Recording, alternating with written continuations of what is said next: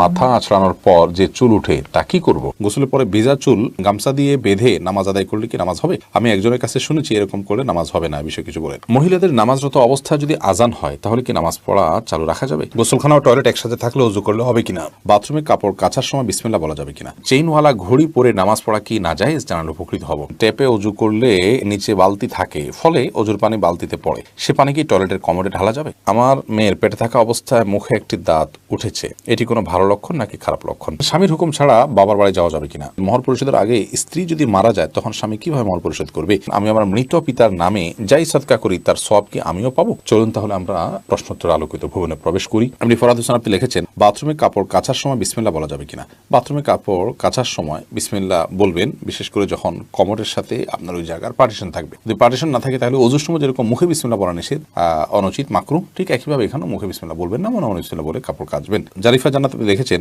গোসলের পরে ভেজা চুল গামছা দিয়ে বেঁধে নামাজ আদায় করলে কি নামাজ হবে? আমি একজনের কাছে শুনেছি এরকম করলে নামাজ হবে না, বিষয়ে কিছু বলেন। না, এরকম করে নামাজ হবে না এমন কোনো কথা নেই। আপনি একজন নারী হিসেবে আপনার পুরো শরীর আপনাকে ঢেকে নামাজ পড়তে হবে, শুধুমাত্র মুখমণ্ডল এবং দুই হাতের কবজি আপনি খোলা রাখবেন। এর বাইরে অন্য কোনো শর্ত নেই। আপনি গামছা দিয়ে ঢাকেন বা গামছা দিয়ে বেঁধে তার উপর দিয়ে অন্য একটা কাপড় দিয়ে ঢাকেন, কোনো অসুবিধা নেই। এরপরে কাজী ফাতেমা আপনি লিখেছেন, মহিলাদের নামাজরত অবস্থায় যদি আজান হয় তাহলে কি নামাজ পড়া চালু রাখা যাবে? কোনো অসুবিধা নেই। আজান হলে নামাজ বন্ধ করে ফেলতে হবে কোনো কথা নেই। আপনি নামাজ পড়ছেন, ইতিমধ্যে আজান শুরু হয়ে গেছে, আজান মুয়াজ্জিন সাহেব দিতে থাকুক, এদিকে আপনার নামাজ আপনি কন্টিনিউ করতে থাকেন, কোনো সমস্যা নেই। এরপর জেসমিন আক্তার আপনি লিখেছেন, গোসলখানা ও টয়লেট একসাথে থাকলে ওযু করলে হবে কিনা? বাসা যদি গোসলখানা এবং টয়লেট একসাথে থাকে সেক্ষেত্রে ভেতরে ওযু করলে ওযু হয়ে যাবে, কিন্তু উত্তম হলো কমোড এবং টিপের মাঝে কোনো পার্টিশন না থাকলে, আড়াল না থাকলে সেক্ষেত্রে বাইরে ওযু করবেন, এটা হলো উত্তম। কিন্তু যদি ভিতরে ওযু করেন তাতে ওযু হয়ে যাবে, কোনো অসুবিধা নেই ইনশাআল্লাহ। সৈয়দ আবু হায়দার আপনি লিখেছেন, চেইনওয়ালা ঘড়ি পরে নামাজ পড়া কি নাজায়েজ? জানালে উপকৃত হব।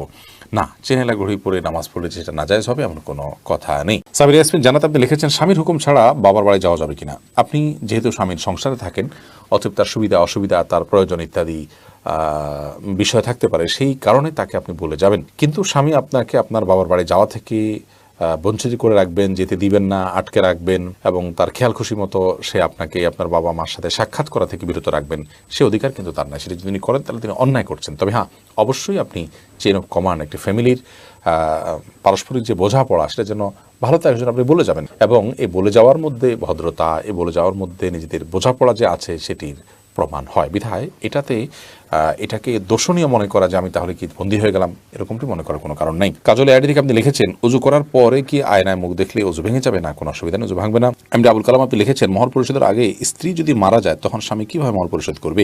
তার পক্ষ থেকে দান সদকা করে দিবেন, কিন্তু উচিত হলো জীবদ্দশাতেই মহর পরিশোধ করা। এরপর আমির হামজা আপনি ইউটিউব চ্যানেলে আমাদের প্রশ্ন করেছেন, আমার মেয়ের পেটে থাকা অবস্থায় মুখে একটি দাঁত উঠেছে, এটি কোনো ভালো লক্ষণ নাকি খারাপ লক্ষণ? সন্তান গর্ভে থাকা অবস্থায় যদি মুখে দাঁত উঠে সেটা কোনো খারাপ বা ভালো লক্ষণ নয়। এটার ডাক্তারি কোনো ব্যাখ্যা আছে কিনা সে ব্যাখ্যা আপনি জানার চেষ্টা করবেন। এর বাইরে এটাকে অন্তত কুলক্ষণ মনে করার কোনো সুযোগ নেই, কারণ ইসলাম আসলে কোনো কুলক্ষণে বিশ্বাস করে না। আফরোজা ইসলাম রানী আপনি লিখেছেন, নতুন ঘরে বসবাস করার আগে মিলাদ পড়ানো জায়েজ কিনা? নতুন ঘরে বসবাস করার আগে কোনো মিলাদ পড়াবেন না, এরকম কোনো নির্দেশ কোনো হাদিস আমাদেরকে দেয়নি। আপনি নতুন ঘরে ওঠার সময় বিসমিল্লাহ বলে আল্লাহর নাম নিয়ে উঠে যাবেন। এর জন্য আলাদা কোনো আনুষ্ঠানিকতা আপনাকে করতে হবে, কোনো বাধ্যবাধকতা নয়। হ্যাঁ, আশপাশের লোকজন বা এলাকার মানুষ কিংবা আত্মীয় স্বজনকে ডেকে আপনি দাওয়াত খাওয়াতে চান আপনার খুশি একটা উপলক্ষে, সেটা সম্পূর্ণ আপনার ব্যাপার, শরীয়তের কোনো বিশেষ নির্দেশ নাই। আর এর জন্য মিলাদের আয়োজন করতে হবে কোনো নির্দেশ ইসলাম আমাদেরকে করেনি। আইরিন সুলতানা মাহি আপনি লিখেছেন, ট্যাপে ওযু করলে নিচে বালতি থাকে, ফলে ওযুর পানি বালতিতে পড়ে, সে পানি কি টয়লেটের কমোডে ঢালা যাবে, কোনো অসুবিধা নেই, বরং ঢালাটাই উত্তম। বিশেষ করে কমোড পরিষ্কারের জন্য, টয়লেট পরিষ্কারের জন্য বা কোনো গাছ ইত্যাদি থাকলে সেগুলোর গোড়ায় পানি দেওয়ার জন্য, যে কোনো কাজে আমরা এই পানিটা ব্যবহার করাই উচিত। কারণ ওযুর যে পানিটা, এই ব্যবহৃত পানিটা, এটা অন্য কাজে লাগানোটা কোরআন হাদিসের দৃষ্টিকোণ থেকে কোনো নিষিদ্ধ কিছু নয়, এটা নাপাক নয়। এটা আমরা হয়তো এটার মাধ্যমে পবিত্রতা অর্জন করতে পারবো না, কিন্তু অন্য যে কোনো কাজে আমরা ব্যবহার করতে পারবো। ধরুন কমোড পরিষ্কার করা কিংবা বাথরুমের ভেতরের অংশ পরিষ্কার করার জন্য পানি ঢালতে পারি, কোনো অসুবিধা নেই, কারণ এই পানিটা নাপাক নয়। এরপর নুসরাত মাহি আপনি লিখেছেন, আমি আমার মৃত পিতার নামে যাই সদকা করি তার সওয়াব কি আমিও পাবো? আপনার মৃত পিতার নামে যে সাদকা আপনি করবেন, আশা করা যায় আল্লাহ রাব্বুল আলামিন আপনাকেও এক্সট্রা হিসাবে তার সাদকার সওয়াব দিবেন। কারণ আপনি যেহেতু পরিশ্রম করেছেন, আপনি যেহেতু কষ্ট করেছেন, আল্লাহ রাব্বুল আলামিন সেজন্য আপনাকে বঞ্চিত করবেন না। কারণ আল্লাহ রাব্বুল আলামিন কাউকে তার পরিশ্রমকে পণ্ড বা ব্যর্থ হতে দেন না। যতক্ষণ পর্যন্ত সেটি আল্লাহ সন্তুষ্টের জন্য হবে এবং সঠিক নিয়মে হবে। আফিফ হাসান শুভ, আপনি লিখেছেন টাকাতে ছবি থাকে বুক পকেটে রেখে নামাজ পড়া যাবে কিনা? যাবে, কোনো অসুবিধা নেই, কারণ সেটা প্রদর্শিত হচ্ছে না, ভেতরে আছি।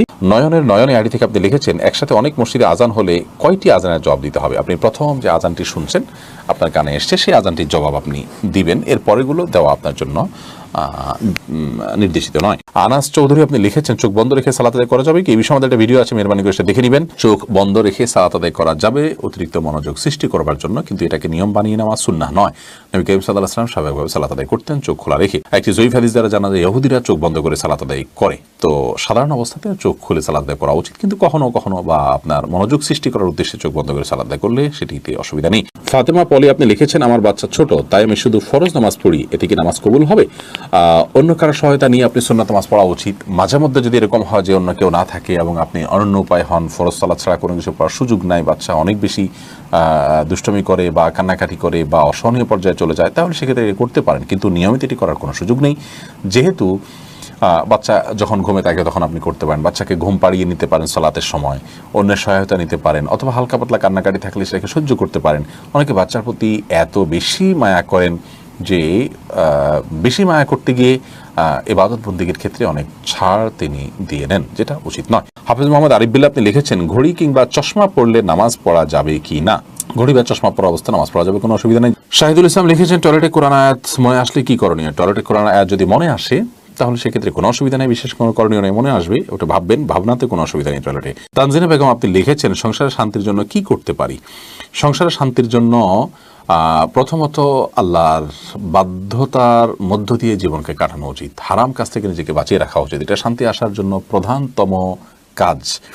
দ্বিতীয়ত হলো, কারণ হারামে আরাম আসে না, এই জন্য হারাম থেকে বেঁচে থাকতে হবে। দ্বিতীয়ত হলো সংসার শান্তি আনার জন্য সবর করতে হবে, ধৈর্য ধারণ করার মানসিকতা আনতে হবে, ছাড় দেওয়ার মতো মানসিকতা আনতে হবে। দুনিয়ায় সব নয় সেটি মাথায় রাখতে হবে। অতএব দুনিয়াতে বিভিন্ন সমস্যা, বিভিন্ন বিপদ, বিভিন্ন মুসিবত, এগুলোকে মেনে নেওয়ার মতো মানসিকতা এবং প্রবণতা আমাদের মধ্যে থাকা চাই। হোসাইন আপনি লিখেছেন চ্যাটিংয়ের সময় মিথ্যা কথা বললে কি গুনাহ হবে যদি মন থেকে না বলি?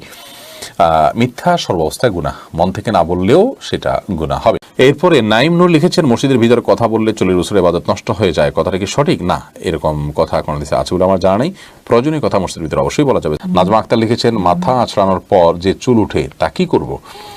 সেটা সবচেয়ে ভালো হয় যদি কোনো মাটিতে দাফন করবে এমন জায়গায় ফেলবেন যাতে মানুষের শরীরের অপমান বা অসম্মান না হয়। ময়লার সাথে না ফেলানো উচিত, যদি ফেলে দেওয়া হয় ময়লার সাথে তাতে কোনো বড় গুনাহ হবে ব্যাপারটা সেরকম না, এটা জাস্ট উচিত অনুচিত, উত্তম অনুত্তমের কাজ, শিষ্টাচারের বিষয়।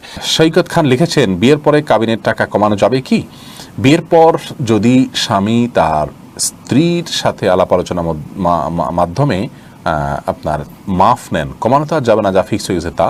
স্ত্রী যদি কোনো কিছু মাফ করেন তাহলে আল্লাহ তাআলা সে সম্পর্কে বলেছেন ফাকুলুহু হানিআম মারিআ, তাহলে সেটা তোমরা ভক্ষণ করতে পারো বা ভোগ করতে পারো। স্ত্রী যদি বলেন যে ঠিক আছে আমি তোমাকে ছাড় দিলাম, আপনি দিতে পারেন না, সামর্থ্য নাই, আপনি তার কাছে ছাড় চাইলেন, সে যদি ছাড়টা দিয়ে দেয় তাহলে সেটা ভোগ করতে পারেন। বাট এর মানে এই নয় যে মোহর পরিবর্তন হয়ে গেছে, মোহর যা ছিল তাই, সে হয়তো মাফ করেছে আপনাকে, জাস্ট এটুকু আপনি করতে পারেন।